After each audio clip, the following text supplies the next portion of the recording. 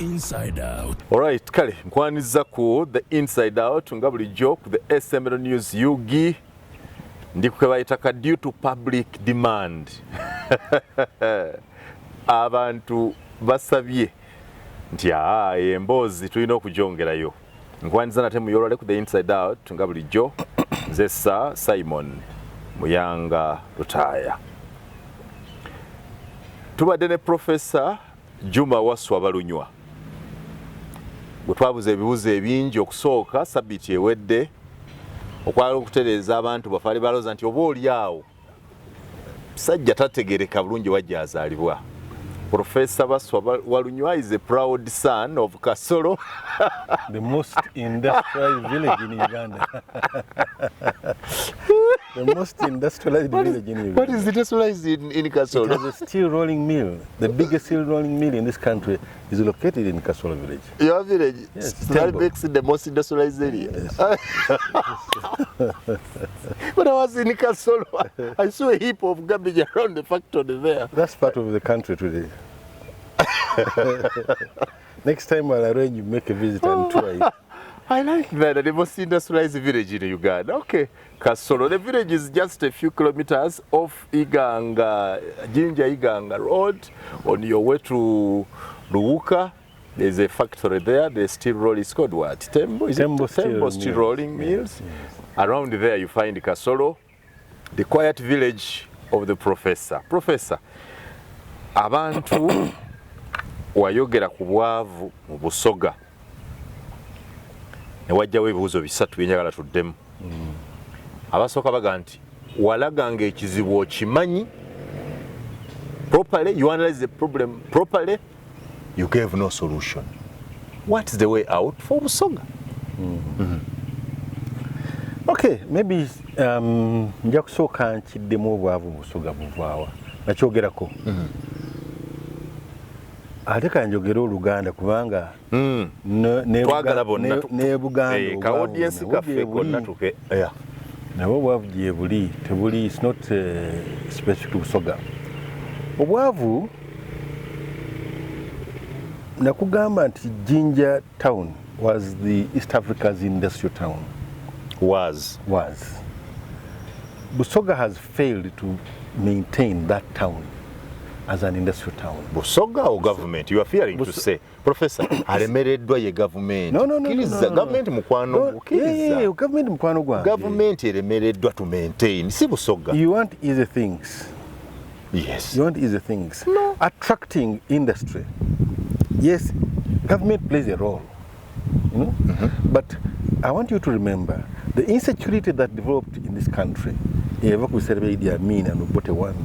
Yaleta business nejeta mu Kampala. At that time, 75% of economic activity in Uganda ebadde mu wachibaita Greater Kampala. It has now reduced 60%. So omuntu yajjanga okukola industry nga talaba lwaki agenda Jinja. Abeera insecure nga asobola okubeera mu town awali akatale. Location of industry is determined by market. So Busoga Jinja yalina industry lwakuba yalina amasanyalaze.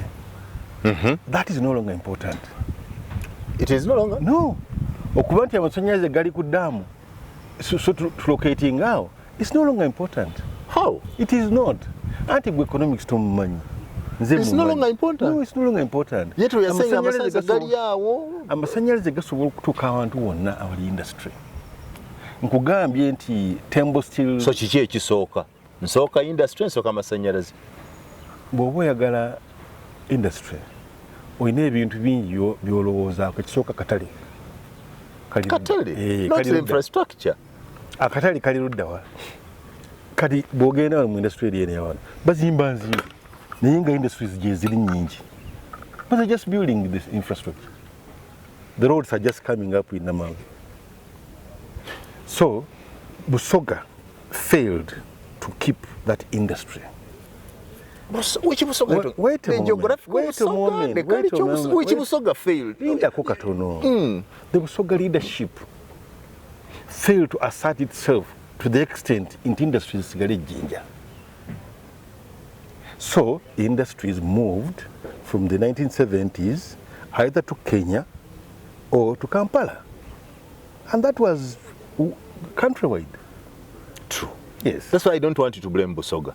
I want you to say this friend of yours you are fearing. There is one person you are fearing to mention. Who killed Ginger? Ginger was killed by that person you are fearing to mention. I know you people think President Museveni killed Ginger. He did not.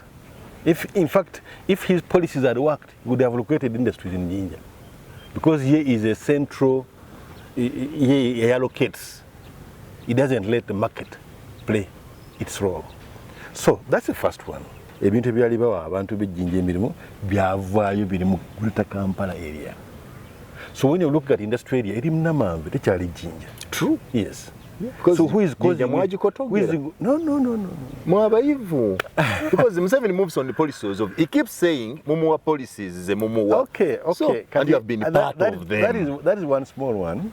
Ekyokubiri kye nakugamba twali tuyima pamba, cotton, emwanyi, kasooli, ebinyeebwa, amaido. Pamba takyaliyo. Yes. Emwanyi ziri mu nsiko. Kasooli abantu balima mwakulya. Nakugamba nti ebiseera biri edda Busoga abantu mu December bagulanga amabaati ne bagula eggaali ne bagula radio ne bamaze okutunda pamba.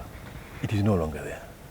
Nakugamba nti wealth yali Busoga nageza nengamba nti bwebanga yali miliyoni emu nga yeri Busoga ogabira Abasoga mitwalo 10. Byo mwafuna omutwalo. Kakati Abasoga bali emitwalo 4. Byo mwafuna 4. Nedda ne miliyoni emu yakendeera kuba yavaawo pamba takyaliwo. So there is actually nothing to share. There is very little to share. Very good. So you see the indicators of poverty. Yes. Nti economic activity tekyali eri yaliyo and the population has gone up. Abasoga tebasomesa abaana lwakuba tebalina ssente za school fees. That is part of the poverty. As long as you are not educating people. They are selling land. Batunda obutaka basomesa abaana. It is a very wrong decision. Totunda taka kusomesa mwana. It's very wrong. But that's why we have ignorance. No, it's vulnerability, not ignorance. We are vulnerable. Yes, whenever you are poor, have put us to that level. Whenever you are poor, you are vulnerable. Who has brought you that level? Ani akugamba okuzaala abaana bangi? Who says? No, nakugamba nti omuwala atasomye ayina emyaka 14. By the time she is 30, abeera grandmother. Gwazaala olina emyaka emeka gwesoma? Omwana wange asoma muzaali n'emyaka 23. Naye ono azadde ayina emyaka 14. N'azaala abaana 8. By 30 years, ayina abaana 8. Nga she's a grandmother. Yes. That's poverty. That's poverty, my friend. And who is causing it? I thought population is market. It's called a population dividend. China? It's called a population dividend. If not, it's a population curse. Right now, we are in a population curse condition. Ebyoti obyogera mu Lusoga. Byogere bakuwulire bulungi nti okubye nti okuzaala abantu abangi kirabo. Abangi n'abali. Kirabo. Yes. Nti abantu abo banga bali kukola. If they are working and they're working hard, they will produce more. I mean, if there are 2 people working and they're working very hard, they will produce so much. But if there are 10 and they're working very hard, they'll get more. Now the problem we have 10 people, but they're not working hard. Actually, they're not even working. Yes. The issue in the working. The issue is in the working, is in the production. What are you producing? Busoga leero lwaki yafaawo ezira pamba. Abaganda bakwa nti babyokulya balungi emirimu. Bwe baba abangi bakola emirimu mingi naye bwekutuuka okulya era baliira ddala. So babyokulya balungi emirimu. So Busoga's population tegiyamba. Like Uganda, like Africa. It's not about Busoga only. The whole of Uganda has a similar problem. Omwana droppings out of the school, azadde abaana, afuze grandmother, tazaala abaana, azaala bwavu. Era oba totuvumye. Si kuvuma. Zadde baana. Okay. Okwaza ekika, okugulika Balunywa n'ekiswiriri. That is true. Kubanga nange mama wange yangambanga gundi tundamuzaala gundi. That was her. But then, the bigger the family, the wealthier the family was. Today it's not the case. Edda abantu bazaalanga abaana bangi. Omusajja alina abakyala bana bataano mukaaga. N'azaala abaana bangi ne bagenda ne balima. Their output was good. Naye kati omwana ono ali mu muzigo. Azadde abaana bana bataano. Talina ne kye balya. If she's very lucky, aitunda kabalagala mu trading center. They will never go to school. I'm sorry. So, what are the solutions? Very good. Wenjagala. Solutions lie in education. Yes. Education? Yes.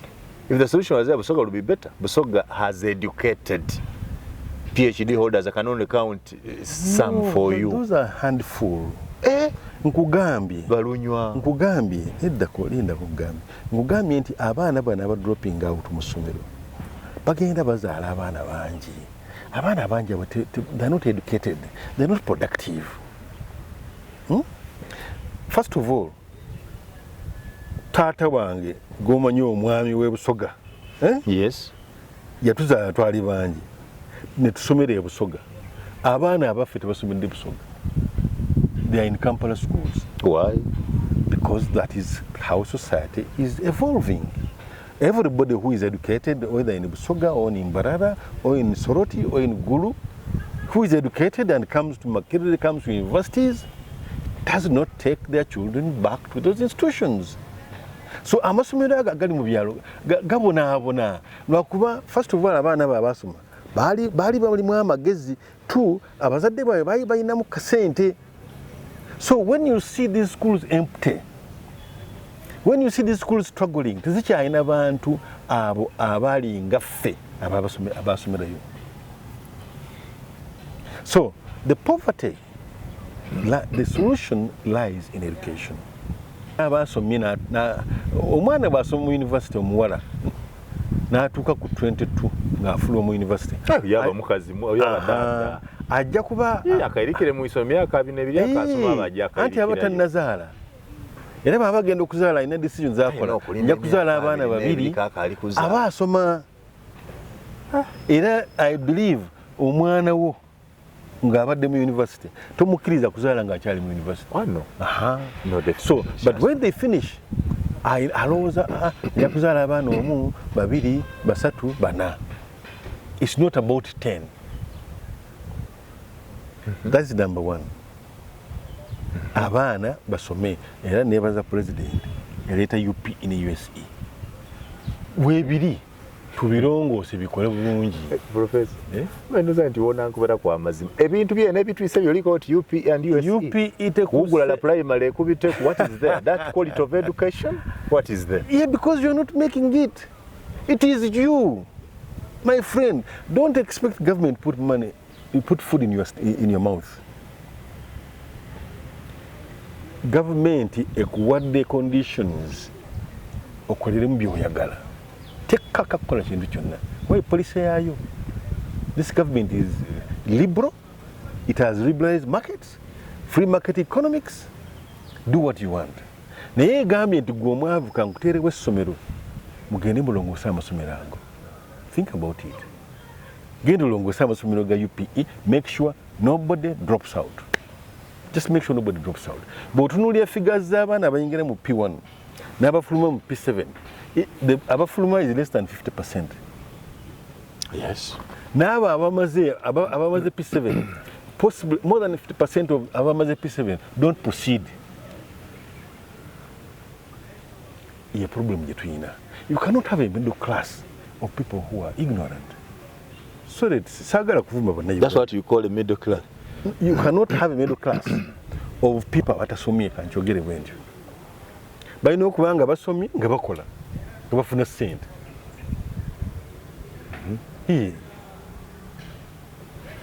So education very important. I have said and I will repeat, nja kujjayo exams za P7. Oja? Nzijeyo P7 exams. Ogwe? anti ombuuziza tukole ki nze nkubuula ebyengenda okukola P7 njijjeewo ngasse primary ne secondary. You are asking me for solutions to poverty. So you don't want I don't want exams. Lwaki? Zaki zikola ki? Anti ze zituyamba okutegeera abategedde n'abatategedde. Zikola ki? Zituyamba okwawula abategedde n'abatategedde. After that okola ki? Professor. Think about it. Kirowoozeeko. Nze kugambye yingiza omwana alina emyaka 6 muyingize mu ssomero abeeremu up to for the next 12 years. So 18 years ajja kuba afuluma. Bw'aba mwana muwala ng'agenda kukomaawo bw'anaaba azaala tajja kuzaala abaana bali 10. Ajja kunaaba alowoozaamuko. Ekyo kyakubiri kye njogedde. UPE girongoose jawo primary.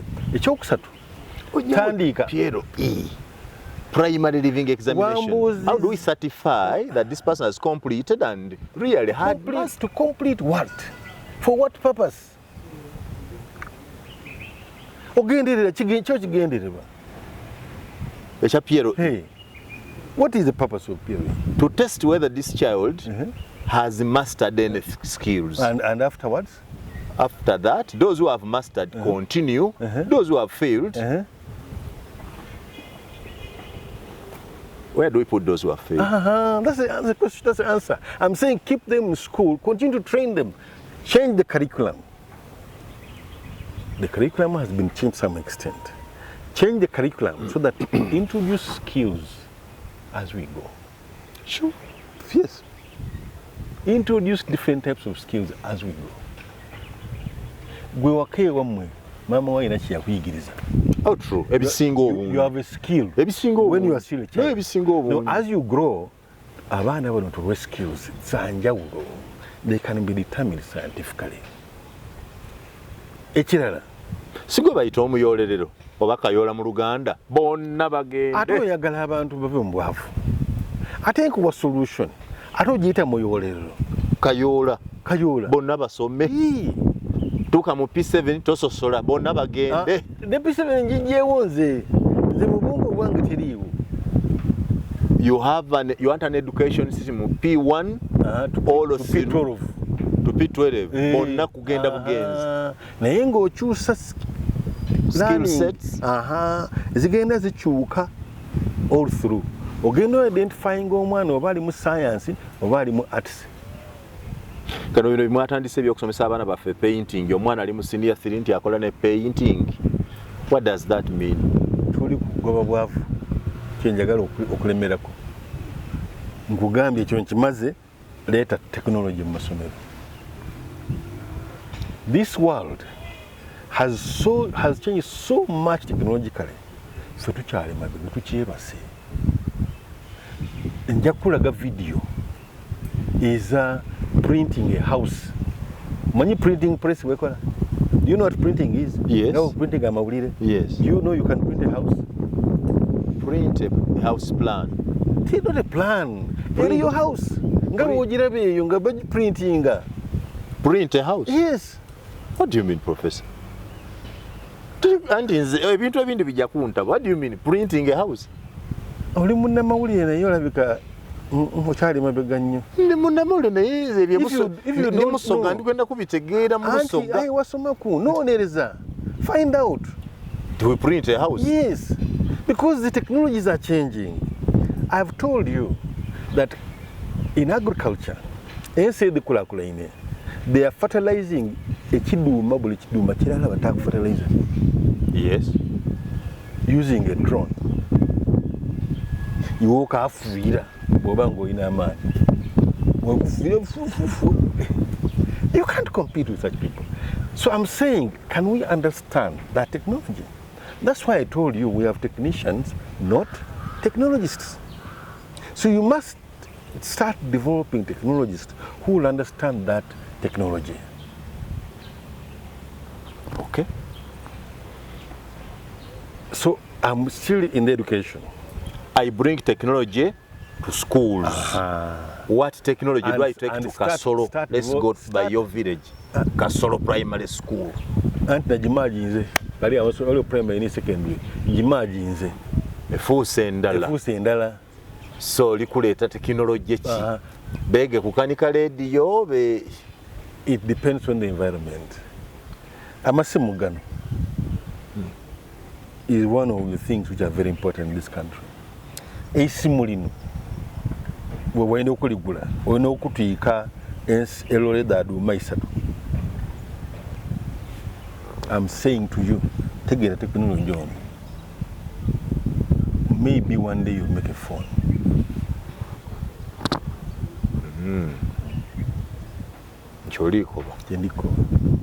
Take a technology, tiny go together.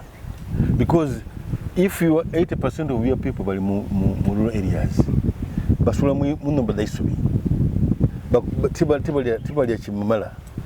what is the problem? They're not producing enough.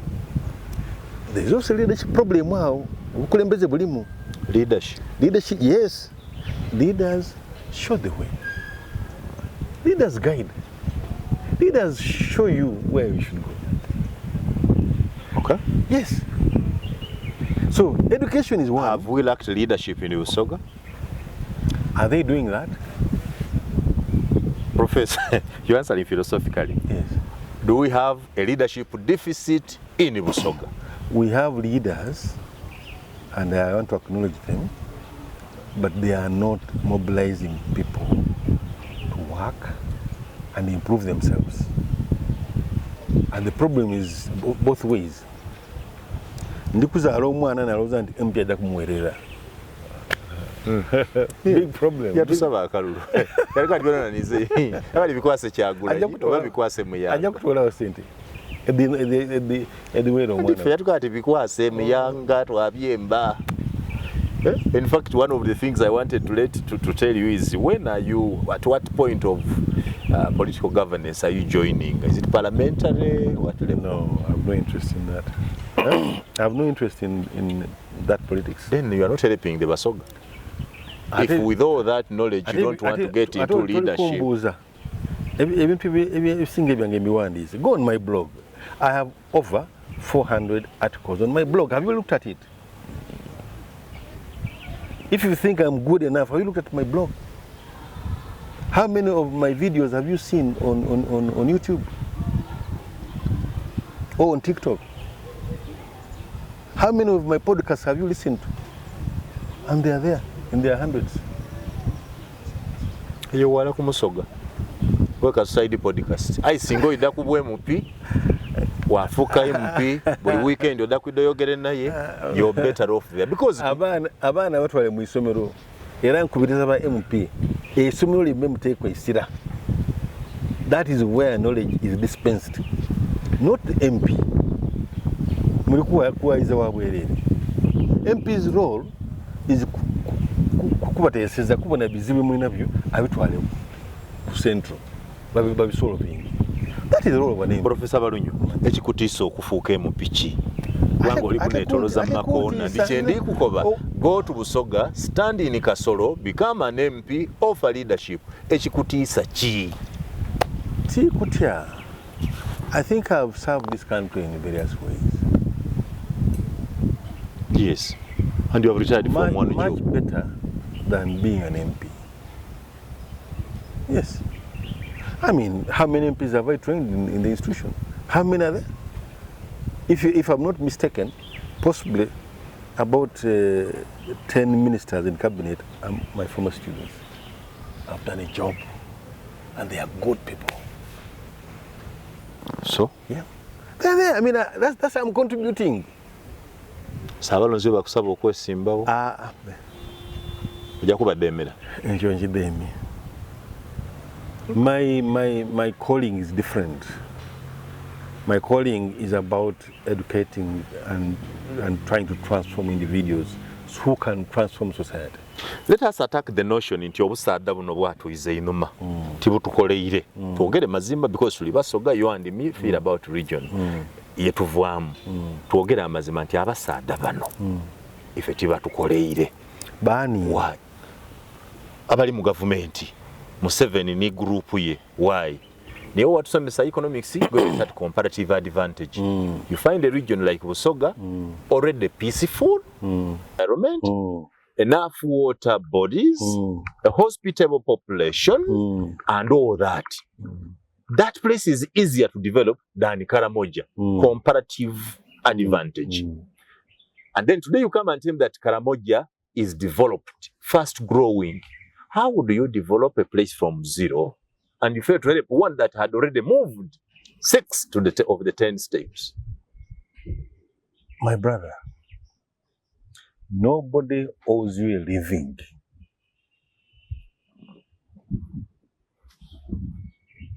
Ezira ajja kusula kukuta ku mutwe ajja kulise azirayo. Nobody owes you a living. It's entirely upon you to wake up in the morning and dress the way you dressed. It's not a role of government. What then is the role of government to me? Because when I go to do my work, government takes some money from me. Yes, it has. One, tida kwogera president ayogera ku security. Tida kwogera ku ekyo. But one, it's supposed to give you an enabling environment. That's the most important. Kumpambera mu enkolera. Good. Ngaito etandikira ku economic policy. Kwa government inzo oda kufuna yo government. Ewone kunje ko beti mwene ebintu bya government. What will you do? Ebintu yabyiriza. Hey. Is that good? No, chiba chibi. Okay. So, it cannot decide for you what you want to eat. It is entirely upon you to decide what you want to eat by working. Is government not responsible to know whether they have eaten or not? No, it's not. My life, ulira, nenda okole mwenda ulu. Nze mbaire nsituka sawa 10. Natamba ku meza yange nalowoleza ekintu kyange kye ndikola. Abantu abandi batuka sawa 2. Iwe suka sawa 10? Mbaire nsituka. Mwana nchusa mbugana nsituka ngandala. Oba suka sawa 10? 10 kandi ku meza. Ngolo ojja kola ki? Nikola. I'm thinking. I'm thinking, and I created an institution, and I was very well paid, and I created the money. So long goes to Olamba ile imeka bostuka 10. Nene nokutuka sawa 5. Olamba la 5. Wasuka 10. Watandika okola. Atandika okola. Umusana awera mfuna mu Manchester.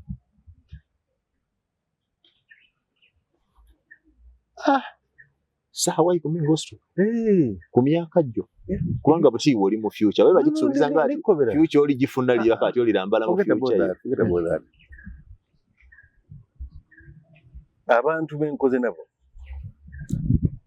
nga bali kustuka sawa ndala did not earn as much money as they earned. I think they said then they cholera. I thought through what do I do to put this institution where it is. Where do I get the money from? And I paid myself. And I paid myself well. Send what they call it? Yeah. Era we sasula. Yeah. And very well. Yeah. So, you do not fault this government in any way in this rising poverty in Busoga. Ozira wabona mukono gwa government mukutwavu wazi. No. Obusadda butwavu wise the joli bichibona. Buli kimu gwachi tutola. Ayi tuli kwenda mu chiki. No. There are some advantages you've not got. That's where you see poverty. Some where poverty would manifest.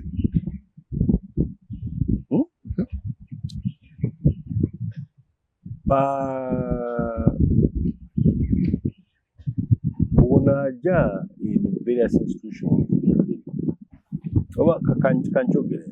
Nali Makerere, and I was in one of the best courses in Bachelor of Commerce. Well sought out, you know. Ngina abana 10. Abana 10 abo abana 40 bali Baganda. It's a good number. 60%, 40%. That figure has changed. you may find 20%. Including in the private programs. One of the reasons Nzimbaire ngoba abana to primary. Just say we have exams next week. Azira kino taasa kako. Pay. Omwana bw'ajja embalala bajja baatunda ente yayira bw'ajja e Busoga ng'emwanyi zizirayo tedda kwira naye ajja kusigalayo. The nature of economic activities in the different regions has determined the incomes of these people. So omwana oyo bw'asoma nga iwe butasomye, they will have an advantage over you. Definitely. Yeah. So mukwano gwo ivi Professor Idinze ibanga lyemaze mawulire nenda ina amazima. Museveni mukwano gwange. Era yaida maka go yazimba muno muyembe. Yes. Museveni triguli awo ne uwonga wotyama. So iwozira kyo mubona mu kukibi mu bitu ebitukoniza ayinga Museveni akukoniza. Kankobere kino.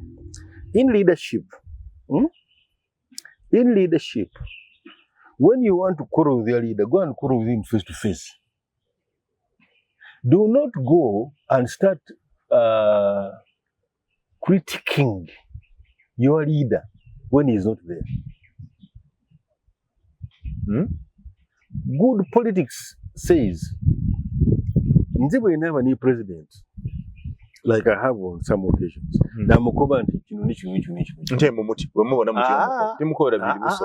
Baba biri bulungi wabula nina wanani ya ekintu kyendiko education. Not discussing it. It's not new to him. So you believe that keeping children longer in school makes them more productive? First of all, tibajja kuzaala mangu. Kuzaala abaana abateesobola. Two, they are better. They are better in thinking. Kubanga okusoma is opening up somebody's mind. Up to now, mbegano olini Bluetooth. Nyina. Kyabanga ki? Magic. Bluetooth. Yabanga magic. Magic. Kituufu. Bluetooth. Magic. Bawano wabifuna. Iwe otasomeza twasooka abazungu baba ni Bluetooth. Ayi twalova okumuwerinda. Magic. Iwe otasomeko. Onda kulowooza ng'oti Bluetooth is magic. TV done we daida kubanze ndi mwana mwami TV nze nabona TV kubanga akali muto mu 60s. Vayo. Uno babanga kwa kantu ka UTV akubanga. Akokunyola. Nze TV najibonanga ntuse musini ya 4. Ate we mwana wa mwami toli.